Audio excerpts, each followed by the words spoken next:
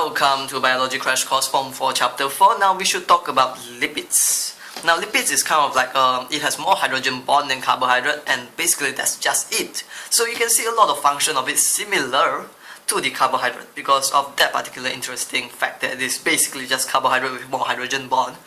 So it has a few types where the first type is triglyceride, and this one is very famous. You have to know that it's basically just this particular shape right here, where you will always say that lipids are form of fatty acid and glycerol. So fatty acid, there are three of them here, fatty acid, and you have a glycerol here. That's like the square box. This one always comes out. Just remember it. It will be useful for your SPM. Now, and then you have to remember that they are like waterproof because lipids, organic solvent, they are just insoluble in waterproof. So let's talk about saturated lipids and unsaturated lipid. Now, let's say that you got a jar of peanut butter. If you see the peanut butter, you will see that at the top and at the bottom. Top is like a liquid, while the bottom is going to be solid. So the bottom is actually a saturated lipid where it has a high hydrogen concentration. By saturated, it means that it is concentrated with hydrogen bond.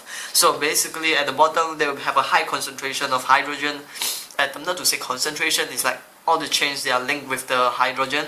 So with this, you don't have any double bond, thus it is not really like reactive kind of a thing. It is like solid because all of the bonds have been filled up with the hydrogen, and that means that they are more closely packed together, and that's why they are solid. So basically mostly saturated is going to be the animal fats, butter, the kind of a thing where you say it's more unhealthy one. Then unsaturated fat is going to be something with less saturated with hydrogen atoms, and they are like double bond. They are double bond in between, which means they can actually form into saturated fat if you combine the double bond inside. But let's not do that because it's a lot more healthier. It's actually vegetable oil with the plant, and mostly they exist in liquid form because they have hydrogen bond, which means spaces in between them. By spaces, this means that it is not closely packed, and that means that we can actually get a liquid. Now, let's go back to like two more types of the lipids, where you have your phospholipid, which actually form our plasma membrane and lecithin, and then you have steroids, which is like something like testosterone and all the other kind of steroids. These are also lipids. So that's why we say we have the smooth endoplasmic reticulum to synthesize all these lipids, is to synthesize steroids or this kind of thing.